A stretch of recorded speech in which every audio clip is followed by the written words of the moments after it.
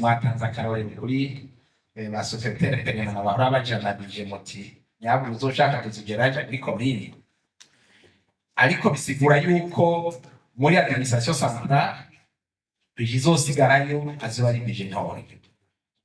Bisigura rero yuko abakozi twahora dukoresha muri administration centrale bizogorana ko bose bagumaho, kuko nta bije yo kubahemba n'ibikorwa bahora bakora bizoca bihinduka, bimwe bikorerwe mu ntara n'ibindi bikorerwe mu makomine.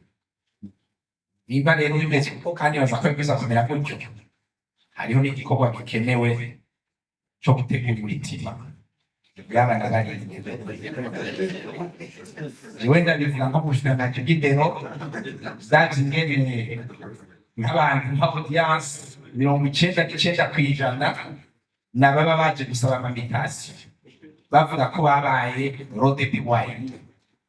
Ubu rero aba bantu bari muri administration centrale bahora bakora ibikorwa binabiriya, ubu ibikorwa bikaba bigiye gukorerwa hariya ruguru, kuvuga yuko akazi muri administration centrale kagiye kugabanuka.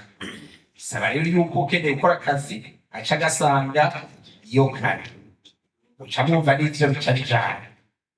Umva rero mu majambo make kiba nk'indiro dipiwama yiri.